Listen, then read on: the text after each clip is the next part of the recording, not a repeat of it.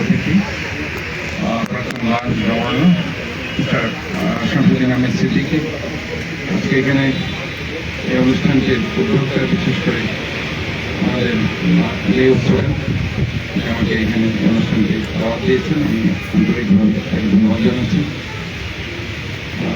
যে অনুষ্ঠানটির নাম হচ্ছে আশার সূত্র। আমরা আসলে সূত্রটাকে আমরা যদি একটা এমনভাবে ব্যবহার করি, আমরা আমাদের বাংলাদেশের কথাই বলি যে বাংলাদেশে বিভিন্ন ভাষাভাষী আছে, কেউ বাংলা ভাষায় কথা বলছে, কেউ মারমা ভাষায়, কেউ চাকমা ভাষায়, কেউ তাদের আদিজাতি আছে, আদিজাতীয় ভাষায়। আমরা যখন সবাইকে একই সূত্রে যদি আমরা তাদেরকে আনতে চাই, কারণ আমরা হয়ে যাই সবাই বাংলাদেশি। আমরা হয়তোবা অনেকে বিভিন্ন ভাষাভাষী আছি, বিভিন্ন ধর্মের আছি, বিভিন্ন বর্ণের আছি, বিভিন্ন জাতের আছি, কিন্তু আমরা যদি একটি জায়গায় যদি আমরা ঐক্যবদ্ধ হতে চাই, সেটি হচ্ছে আমরা সবাই বাংলাদেশি, এই দেশ আমাদের, আমরা সবাই এদেশের নাগরিক। এই জায়গায় যদি আমরা ঐক্যবদ্ধ হতে পারি, তাহলে দেখুন আমরা সবাই মিলেই কিন্তু একটা ঐক্যবদ্ধ বাংলাদেশ, একটি দুর্নীতিমুক্ত সমৃদ্ধশালী বাংলাদেশ আমরা বাংলাদেশের মানুষকে উপহার দিতে পারব। আজকে যে জায়গায় আমাদের সবচেয়ে সমস্যা, সেটা হচ্ছে আমাদের অনৈক্য। আমরা কোনো জায়গায় ঐক্যে পৌঁছাতে পারি। আমরা হয়তো আজকে ৭১-এর মুক্তিযুদ্ধের যে চেতনাকে আমাদের ধারণ করার কথা ছিল, সেই মুক্তিযুদ্ধের চেতনাকে আমরা ধারণ করতে পারি। আমরা মহান স্বাধীনতার ঘোষক যাকে, তাকে ঠিকমতো স্বীকৃতি দিতে পারিনি। আমরা শহীদ প্রেসিডেন্ট জিয়াউর রহমানের জায়গায় অন্য আরেকজনকে নিয়ে এসেছি। আমরা বিভিন্নভাবে ইতিহাসকে বিকৃত করেছি, আমরা প্রোপাগান্ডাতে বিশ্বাসী হয়ে গেছি, যার কারণে গিয়ে আজকে মুক্তিযুদ্ধের চেতনার জায়গায় সেটা বিভক্তি জাতি আমরা পেয়েছি। এর পরবর্তীতে আজকে বিভিন্নভাবে আমরা ২০২৪-এ ১৬ বছরের গণতান্ত্রিক আন্দোলনের পরবর্তীতে আমরা ছাত্র জনতার একটি রক্তস্নাত বাংলাদেশ পেয়েছি। আমরা হয়তোবা একটি সরকার পরিবর্তন হয়েছে, কিন্তু আমাদের মনমানসিকতা যতক্ষণ না আমরা পরিবর্তন করতে না পারব, ততক্ষণ পর্যন্ত আমরা দুর্নীতিমুক্ত সমৃদ্ধশালী একটি বাংলাদেশ আমরা উপহার দিতে পারবো না। কাজে ওই জায়গায় আজকে আমাদের যে স্বাধীনতা দিবসের যে চেতনা, যেটা আজকে ২৬শে মার্চ, ওই চেতনার জায়গায় আমাদেরকে আসতে হবে।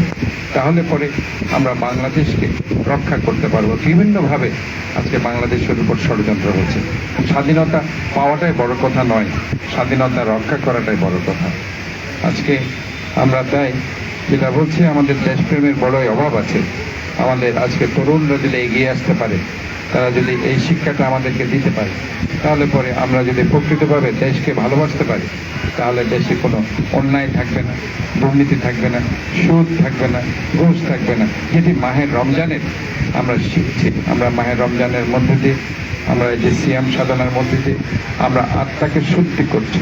এই আত্মশুদ্ধির মাধ্যমে যদি আমরা আমাদের একটি দুর্নীতিমুক্ত সমৃদ্ধশালী বাংলাদেশ করতে পারি, তাহলে পরে এটা আমরা পরবর্তীতে আমাদের যে নেক্সট জেনারেশন আছে, তাদের জন্য আমরা একটা উদাহরণ হিসেবে তৈরি করে দিতে পারবো।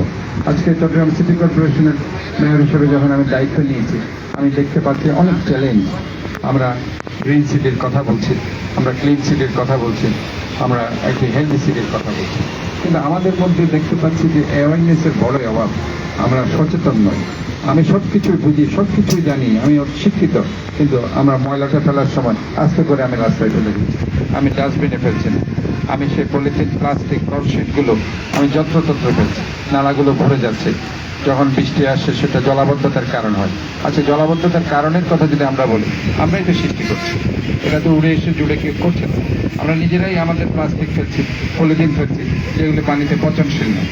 তো কাজে যেগুলো পানিতে পচনশীল নয়, সেগুলো তো বছরের পর বছর সেগুলো থেকে যাবে এবং সেগুলি জলাবদ্ধতার মূল কারণ হবে। আজকে আমি খাল পরিষ্কার করতে গিয়ে দেখেছি যে খালের ভিতরে পলিথিন প্লাস্টিক কলশিট এগুলো তো আছেই, সেখানে ল্যাব তোষক টেলিভিশনের কাভার পর্যন্ত আমি দেখেছি। কাজে এটাই তো আসলে হওয়া উচিত নয়, যেটা আমরা মনে করছি। কাজে যে জায়গায় আমাদেরকে কনসেন্ট্রেট করতে হবে সেটা হচ্ছে গণসচেতনতা। যতক্ষণ না পর্যন্ত আমরা সচেতন করে তুলতে না পারবো, একটা চট্টগ্রামের মানুষ কিংবা বাংলাদেশের মানুষকে প্রত্যেকটা ওয়ার্ডে ওয়ার্ডে ইউনিটি নিয়ে ময়লা আমরা ফেলবো না। এটা আমাদের শহর, এই শহরে আমার মা বাবারা ছিল, আমার দাদা দাদিরা ছিল। এই যে আজকে এই সিদ্দিকী সাহেব বসে আছে, রেজুদ্দিন বাজার, এদের এটা এইটা হচ্ছে কি সিদ্দিকী রোড, রফিকুদ্দিন সিদ্দিকী। আজকে উনি আছে? উনি নেই। উনি আছেন, উনি একদিন থাকবে না, ওনার ছেলেরা থাকবে। কাজে পরবর্তী বংশধরদের জন্য আমাদেরকে একটি বাসযোগ্য সুন্দর শহর গড়ে দিতে হবে, যাতে করে নেক্সট জেনারেশন বলতে পারে যে হ্যাঁ ওনারা এই কাজটা করেছে। কাজে এই চিন্তাটা আমাদের করতে হবে। এটা আমাদের মনে করতে হবে এই শহরটা শুধু একা সিটি মেয়রের শহর না, এটা আমাদের সবার শহর। কারণ এই শহরে আমার যে বাবা দাদা দাদিরা ছিল, এখন আমি আছি, পরবর্তীতে আমার ছেলেরা নেক্সট জেনারেশন বাস করবে। কাজে সবাইকে ওই চেতনায় আসতে হবে, সেটা হচ্ছে চট্টগ্রাম চেতনা, দেশপ্রেম চেতনা। আমার মধ্যে যতক্ষণ না এই দেশপ্রেম চেতনা না আসবে ততক্ষণ পর্যন্ত আমি আসলে আমার দ্বারা কোনো কিছু সম্ভব হবে না। এটা পার্শ্ববর্তী দেশ ভারত আমি দেখতে পেয়েছি, তাদের মধ্যে এই দেশপ্রেম চেতনাটা আছে।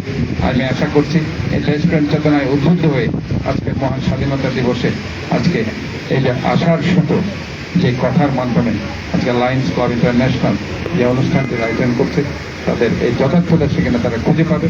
আমি তাদেরকে আন্তরিকভাবে ধন্যবাদ জানাচ্ছি। আমি সবার সুস্বাস্থ্য দীর্ঘায়ু কামনা করছি এবং আগামী ঈদের এই মোবারক জানিয়ে আমি আমার বক্তব্য শেষ করছি। আল্লাহ হাফেজ, সবাইকে ধন্যবাদ।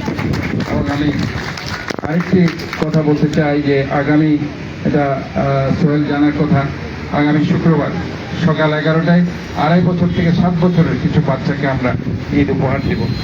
কাজে সেখানে আমরা যে সিটি কর্পোরেশনের যে অফিস আমাদের একটা লালদিঘিতে আছে, সেখানে বাচ্চারা যদি আসে তাদেরকে আমরা কিছুটা হয়তোবা ঈদের কিছু সামগ্রী তুলে দিতে পারবো। তো আমি সেটা সোহেলকে বলছি, এ ধরনের বাচ্চা যদি থাকে সবাইকে নিয়ে সেখানে এসে, সেটা আমি যেহেতু রেড ক্রিসেন্টের আমি চেয়ারম্যান বর্তমানে চট্টগ্রামের, যেহেতু পদাধিকার বলে, সেহেতু রেড ক্রিসেন্টের উদ্যোগে এই প্রোগ্রামটি হবে। আশা করি সবাই সেখানে থাকবে, 2.5 থেকে 7 বছরের বাচ্চারা। আমি সবাইকে ধন্যবাদ জানাচ্ছি এবং আমার বক্তব্য শেষ করছি। আল্লাহ হাফেজ। ধন্যবাদ ভাইয়া, আপনাকে একটু মঞ্চে থাকতে হবে। আমি সিদ্দিকী স্যারকে একটু মঞ্চে আসার অনুরোধ জানাচ্ছি। ওই আমাদের উনি প্রত্যেকটা সময় সহযোগিতা করেন এবং উনি মানবিক কাজে অনেক এগিয়ে, ওনাকে একটা সম্মাননা দেওয়ার জন্য।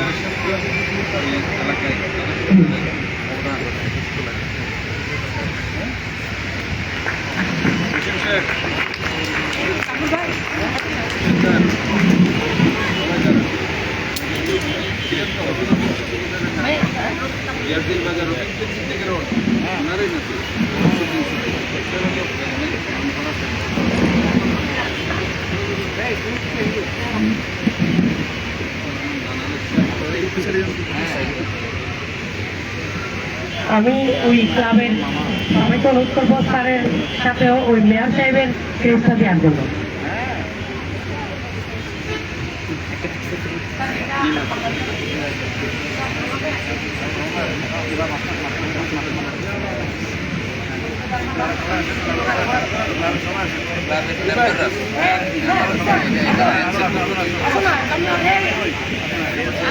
যারা লাইন্সের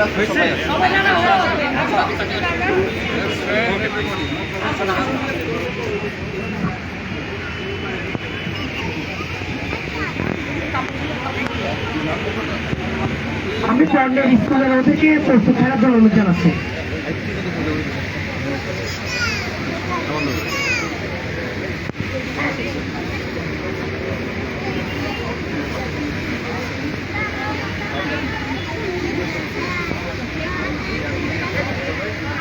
এখানে নাম লেখা আছে, আমরা প্রথমে বিতরণ করব, পরে সংশোধন করব।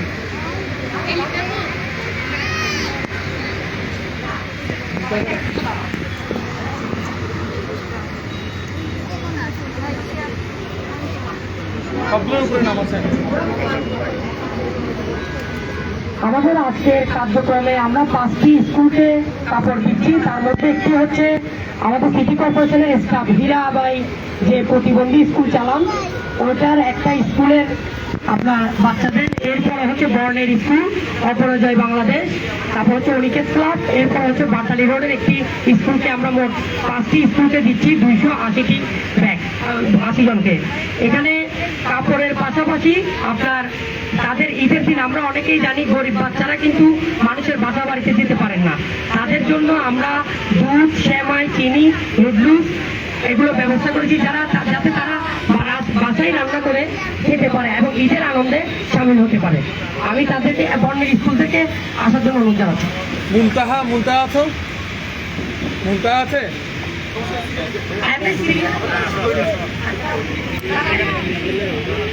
সেগুলো আমরা পরে ঠিক করবো। তাহলে কি আমরা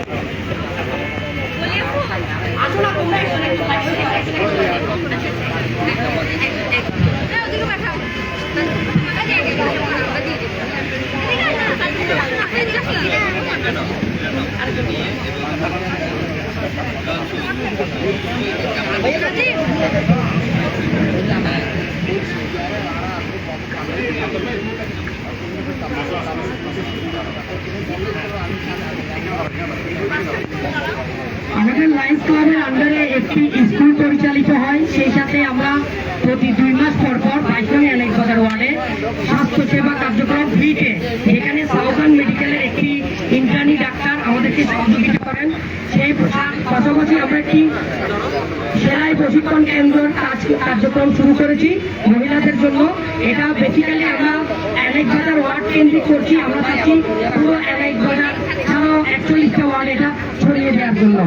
আর আমাদের যেই সংগঠন আছে বাংলাদেশ ইউথ ব্রিগেড, তারা আপনার প্লাস্টিক রিসাইক্লিং নিয়ে কাজ করে।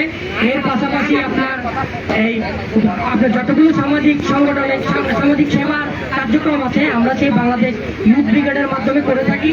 আমরা যদি স্যার আমাদের মাননীয় মেয়র সাহেব যদি আমাদেরকে একটু সময় দেন, তাহলে আমাদের প্রজেক্টগুলো উনি ঘুরে দেখে আসতে পারবেন। সেই সাথে আমাদের যে ভালো কাজগুলো সেই কাজগুলো চলিয়ে অংশগ্রহণ করতে পারবেন।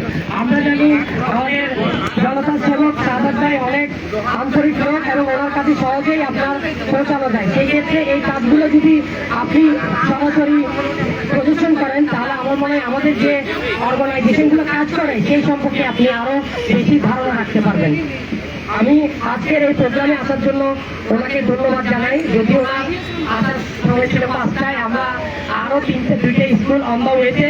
আমরা ধন্যবাদ জানাই সাদাত ভাই, কামরুল ভাই, জসিমুদ্দিন শিকদার ভাই, আর যদি জিয়া ভাই সহ আপনারা যারা আসছেন, রিয়াজ ভাই সহ তাদেরকে ধন্যবাদ জানাই আমাদের ভালো কার্যক্রমগুলোতে যাতে আপনি উপস্থিত থাকেন এবং এই শহরকে সুন্দর এবং ময়লা মুক্ত করতে আপনার যে পদক্ষেপ, সেই প্রতিটা পদক্ষেপে আমরা লায়ন্স ক্লাব, আপনার রোটারি যতগুলো সংগঠন আছে সবগুলোই একত্রে কাজ করে যাচ্ছে।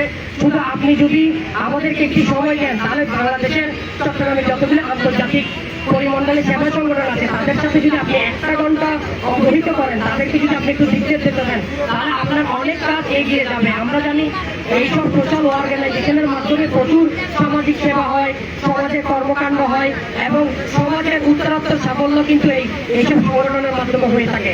আপনি যদি মাননীয় মেয়র সাহেব যদি এই সংগঠনগুলোকে আমাদেরকে দায়িত্ব দেন, মাননীয় আমাদের যিনি প্রাক্তন গভর্নর আছে সিদ্দিকী স্যারকে দায়িত্ব দেন, তাহলে ওনার নেতৃত্বে পুরো লায়ন্স ডিস্ট্রিক্ট 315 বিচার আপনার সাথে দেখা করে সামাজিক কর্মকাণ্ডগুলো তুলে ধরতে পারবেন।